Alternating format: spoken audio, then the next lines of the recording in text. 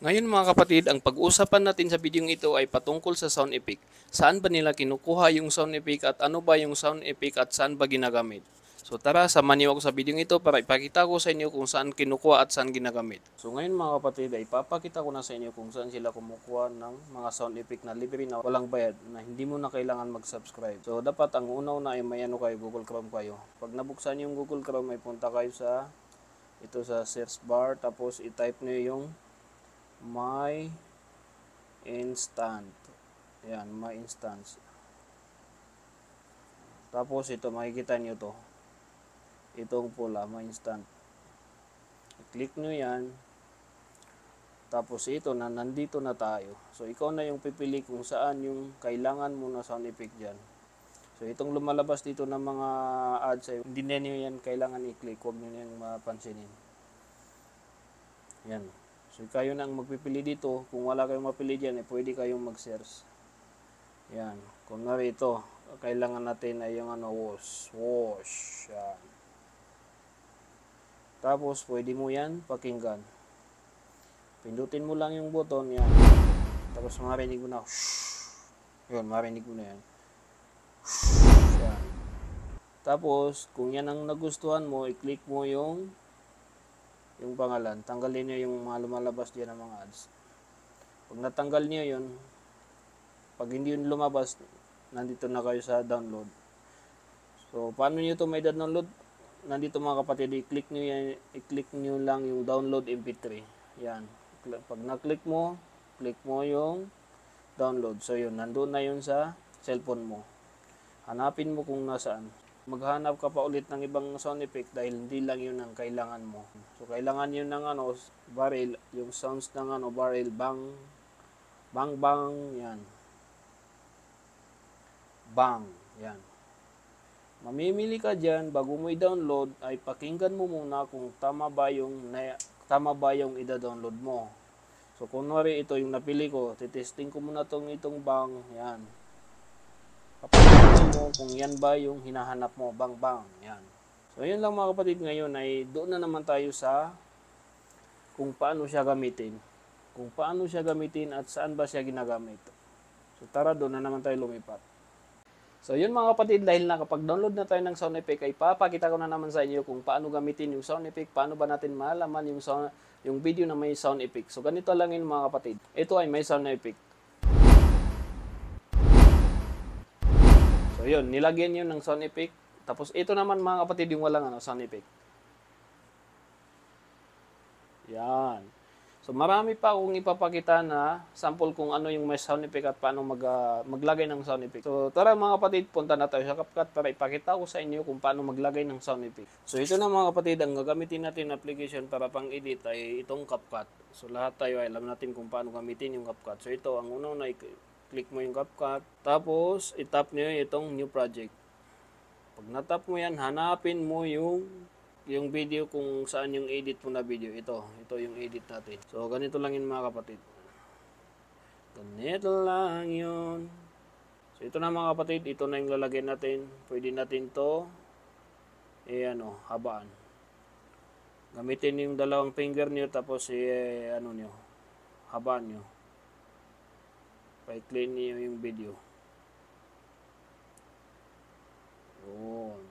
So, dito tayo maglalagay ng sound effect doon sa kamay. Kamay ko, yun. Yan. Tapos, mag-tap ka dito sa labas. Kung ano yung naka-highlight dyan ay yan yung ma-edit mo. So, itap mo itong labas, tapos punta ka dito sa audio. Itap mo yung audio. Tapos, punta ka dito sa sounds. Yan. Pag nakapunta ka sa sounds, punta ka na naman dito sa itong folder.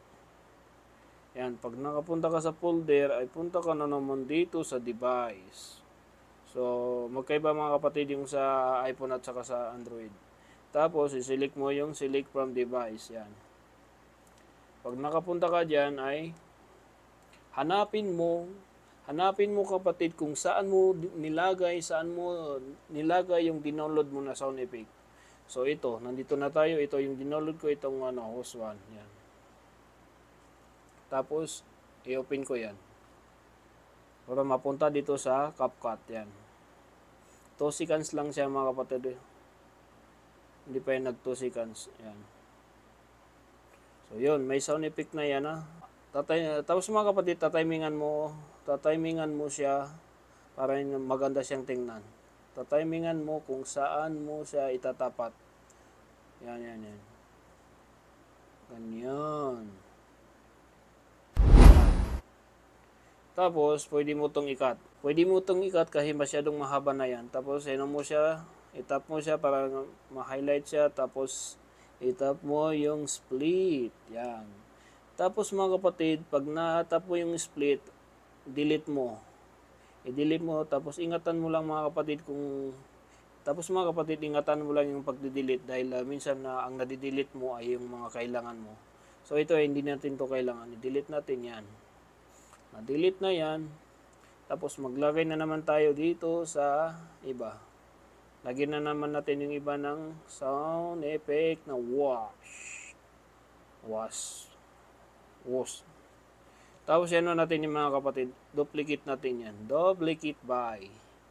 Pag na-duplicate mo ay i-long press mo lang yan. Pag na-long press mo ay hanapin mo mismo yung kamay mo kung saan gagalaw yung kamay mo. Yan.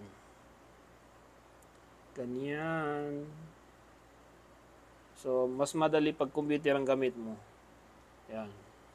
So, ito, naglagay dito ng sound effect. Ito, may sound effect. Tapos, i-duplicate mo ulit mga kapatid para maging 3 na yan. Long press mo, tapos i-move mo yan. Ganyan. Tapos, dito tayo. Yan, kung saan lalabas yung kamay, doon natin pindutin. Yan. Ganyan dapat yan mga kapatid. So ito na mga kapatid. Yan, papakita ko sa inyo kung saan yung may sound effect. So yan, magsasabi ako dyan ng saan ba yung may sound effect yan. May sound effect. So yun, nilagyan yun mga kapatid. Yun, napakadali lang mga kapatid kung paano maglagay ng sound effect yun. So ngayon ay export mo yan. Kung saan ka ba nag-upload?